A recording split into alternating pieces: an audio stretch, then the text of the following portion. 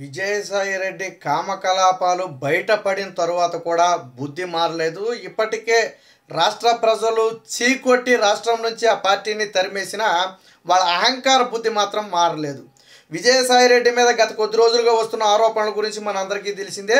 దేవాదాయ శాఖ అసిస్టెంట్ కమిషనర్గా ఉన్నటువంటి శాంతి కడుపులో పెరిగే బిడ్డకు విజయసాయి రెడ్డి తండ్రి అని చెప్పి స్వయంగా శాంతి భర్తే కంప్లైంట్ ఇచ్చాడు. ఇందులో ఎటువంటి రాజకీయాలకు తావులేదు. అసలు రాజకీయ పార్టీలకు కానీ మీడియాకు కానీ సంబంధమే లేదు. అసలు విషయం వచ్చిన తర్వాత ఖచ్చితంగా మీడియా టేకప్ చేస్తుంది. స్వయంగా శాంతి భర్త వెళ్ళిపోయి కమిషనర్కు కంప్లైంట్ ఇస్తే అది మీడియాలో న్యూస్ అవ్వకుండా ఎలా ఉంటుంది? సో వచ్చిన వార్తకు సమాధానం చెప్పుకోవాల్సిన బాధ్యత విజయసాయి రెడ్డి మీద ఉంది. అది మీడియాకి చెప్తాడా లేదా శాంతికి చెప్తాడా శాంతి భర్తకి చెప్తాడా అనేది ఆయన ఇష్టం. మీడియాలో ఖచ్చితంగా కథనాలు వస్తాయి. లేదా అదే శాంతి భర్తతో ఇష్యూ సాల్వ్ అయిపోయిందని చెప్పి ఒక స్టేట్మెంట్ ఇప్పిస్తే వదిలేస్తే దాన్ని. కానీ మొన్న మీడియా సమావేశం పెట్టి విజయసాయి రెడ్డి ఎంత నీచంగా మాట్లాడాడో మనం ఉన్నాం. ఏకంగా మీడియా ఛానల్ అధిపతులను వాడు వీడు అని చెప్పి మాట్లాడటమే కాకుండా అక్కడ ఎవరైతే అప్పుడు ఆ రోజు వైజాగ్లో జరిగినటువంటి ఈ లైవ్లో ఉన్నారో వాళ్ళందరినీ కూడా వాళ్ళ పేరు పెట్టి ఏకంగా వాడు వీడు అని పెట్టి మాట్లాడటం. ఒక పెద్దల సభలో ఉన్నటువంటి వ్యక్తి, రాజ్యసభలో ఎంపీగా ఉన్నటువంటి వ్యక్తి గౌరవ మర్యాదల గురించి తెలియదా? మీడియా ప్రతినిధులతో ఎలా మాట్లాడాలో తెలియదా? పైగా నేను కూడా ఛానల్ పెట్టి మీ అందరూ అంతు చూస్తానని చెప్పి బెదిరిస్తావా? పెట్టుకో, ఎవడొద్దన్నాడు? దీన్ని నిన్న నారా లోకేష్ ఖండించాడు. తప్పే ఉంది. సోషల్ మీడియా వేదికగా విజయసాయి రెడ్డి మాట్లాడినటువంటి భాష అభ్యంతరకరంగా ఉంది మీడియా ప్రతినిధులతో. ఈ భాష ఇలా మాట్లాడటాన్ని మేము ఖండిస్తున్నాం అని చెప్పి ఆయన మాట్లాడాడు. ఆయన కూడా నీ వ్యక్తిగత విషయాల గురించి మాట్లాడాల. నిన్న ఖండించేటప్పుడు కూడా ఆయన నీ వ్యక్తిగత విషయాల గురించి ఎక్కడ మాట్లాడాల. కానీ నువ్వు నిన్న నారా లోకేష్ మాట్లాడిన దానికి వక్ర భాషను చెబుతూ 1కి 10 సార్లు వీడియోలు చూడండి, 1కి 10 సార్లు కాదు 100 సార్లు చూస్తే నువ్వు వాడు వీడు అన్న భాష ఎక్కడైనా మారిపోద్దా? నువ్వు మీడియా ప్రతినిధులు అన్నావా లేదా? రికార్డెడ్గా ఉన్నాయి కదా, సోషల్ మీడియాలో తిరుగుతున్నాయి కదా, రికార్డెడ్గా ఉన్నాయి కదా.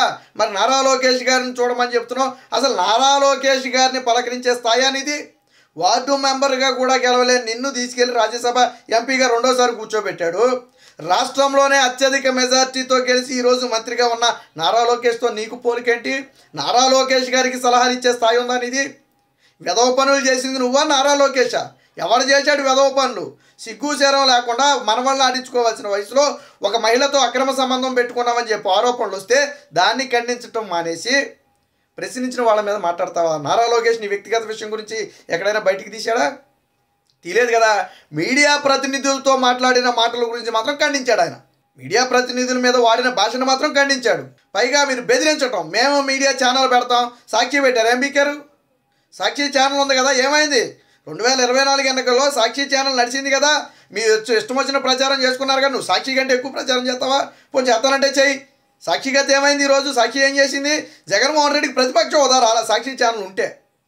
ప్రజలు విశ్వసించరు. ప్రజలు ఏటిని విశ్వసిస్తారు? విలువలు విశ్వసనీయతలు ఉండి ప్రజల పక్షాన పోరాడే ఛానళ్ళను విశ్వసిస్తారు తప్ప నీలాంటి డబ్బా కొట్టుకునే లొత్కోరు ఛానల్ని ఎవడో విశ్వసించడం. సాక్షి ఛానల్ నుండి ఏం ఓడబోసింది? 2024 ఎన్నికల్లో సాక్షి ఛానల్ నుండి ఏం ఓడబోడ్చింది? విజయసాయి రెడ్డి ఈరోజు మహిళా సమాజం మొత్తం తలదించుకునే పని చేశాడు. దీన్ని ఖచ్చితంగా రాజ్యసభలో తెలుగుదేశం పార్టీ కానివ్వండి లేదా ఇతర పార్టీలు కానివ్వండి దీన్ని లేవనెత్తాలా. విజయసాయి రెడ్డి బాగోతాన్ని పార్లమెంట్ సాక్షిగా మాట్లాడాలా. ఏదో ఇక్కడ మాట్లాడుతున్నాడు కదా, మీడియా ముందు సమావేశం పెట్టి అది ఇది మాట్లాడుతున్నాడు కదా, నువ్వు ఆధారాలు ఉంటే నిరూపించు. నీది వాళ్ళు చేసింది తప్పుడు ఆరోపణ, ఓకే, నువ్వు నిరూపించు. లేదా వాళ్ళ చేత ఒక స్టేట్మెంట్ ఇప్పించు. మేము తెలియక ఆరోపణ చేసాం, మా వ్యాఖ్యలను మేము వెనక్కి తీసుకుంటామని ఒక స్టేట్మెంట్ ఇప్పించు. అక్కడితో ముగిసిపోద్ది.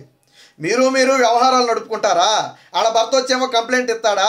దాన్ని ప్రచారం చేసిన మీడియా అధినేతలను తిడతారు. చివరికి చనిపోయిన రామోజీరావు గారి పేరు కూడా వాడినట్టున్నాడు. ఇంతకంటే సిగ్గు చేరకూడదా? మీడియా ఛానల్ అధిపతులు ఏమన్నా నీ ఇష్యూని ఏమైనా బయటికి తీసారా? వాళ్ళు ఏమైనా సీక్రెట్ కెమెరాలు పెట్టి షూట్ చేశారా? నువ్వు చేసిన లొత్తుకోరు బాగోతాన్ని చేయలేదు కదా. ఎవరైతే ఆరోపణలు ఎదుర్కొంటుందో ఆమె భర్తే ఫిర్యాదు చేశాడు, వాళ్ళ ఇంట్లో సొంత మనిషి ఫిర్యాదు చేశాడు. ఆయనకి లేని సిగ్గు నీకెందుకు? ఆయనే నా భార్య కడుపులో పెరిగే బిడ్డకు తండ్రి నేను కాదు పలానా వ్యక్తి అని చెప్పి ఆయనే చెప్పాడు. దీంట్లో ఎవరి ప్రమేయం లేదే. ఆయన ఛాలెంజ్ విసిరాడు DNA టెస్టుకు సిద్ధమని చెప్పి. విజయసాయి రెడ్డి ఎందుకు DNA టెస్టుకు సిద్ధమని చెప్పి ముందుకు రాలేదు? నేను స్ట్రైట్గా అడుగుతున్నా. ఇది నిరూపించబడాలంటే ఉన్న ఏకైక మార్గం DNA టెస్టు.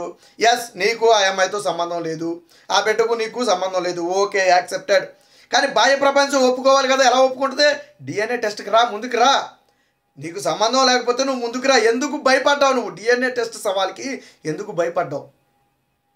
దీని అవసరమైతే కోర్టు ద్వారా తీసుకెళ్ళైనా డిఎన్ఏ టెస్ట్ చేయించాలా. ఇక్కడ దాకా వచ్చింది కాబట్టి వ్యవహారం, డిఎన్ఏ టెస్ట్ చేయించాలా. నారా లోకేష్కి సలహాలు ఇచ్చి నారా లోకేష్ గురించి మాట్లాడే స్థాయినా నీది? నీ ఏజ్ ఎంత? నువ్వు చేసే పనులేంటి? నువ్వు నారా లోకేష్ గారి గురించి మాట్లాడతావు.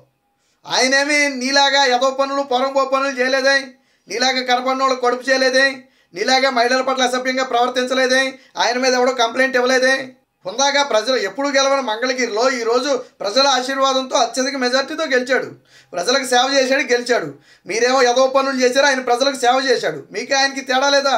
నారా లోకేష్ పేరెత్తడమే కాకుండా ఆయన్ని ఒకటికి వీడియో 10 సార్లు చూడాలని సలహా ఇస్తావా? 100 సార్లు నేను చూపిస్తారా నీ వీడియోలో ఏం మాట్లాడావో? విలేకరుల మీద నువ్వు పేర్లు పెట్టి ఏం మాట్లాడావో నేను చూపిస్తారా? నువ్వు విలేకరులను వాడు వీడు అన్నావా లేదా? నువ్వు ఎప్పటికైనా విలేకరులకి ఖచ్చితంగా బహిరంగ క్షమాపణ చెప్పాలా. మీ అధినేత కూడా ఒక ఛానల్ ఉంది కదా, దాంట్లో పనిచేసే వాళ్ళు కూడా విలువ గలవాళ్ళు, గౌరవం గలవాళ్ళే కదా. గతంలో ప్రతిపక్షంలో ఉన్నప్పుడు చంద్రబాబు గారు కానీ, లోకేష్ కానీ, పవన్ కళ్యాణ్ కానీ సాక్షి విలేకరుని వాడు వీడు అని ఎక్కడైనా అన్నారా? నారా లోకేష్ అయితే ఉందాగా, ఏం సాక్షి రాలేదా? ఏం బ్రదర్ ఏమైనా ప్రశ్నలు ఉన్నాయా? అడుగు, ముందు నువ్వు అడుగు అని చెప్పి ఆయన మాట్లాడాడు తప్ప, ఎరా నువ్వు ఎందుకు వచ్చావు, నీకేం పని ఇక్కడ సాక్షికి అని అనలేదే, వాడు వీడు అనలేదే, ఉందాగా మాట్లాడాడు ఆయన. అలాంటి నువ్వు ఈరోజు విలువలు విజ్ఞత మరిచి చేసింది ఏదో పని, దాన్ని కప్పుపుచ్చుకోవడానికి ఒక తప్పుడు ప్రెస్ మీట్ పెట్టావు.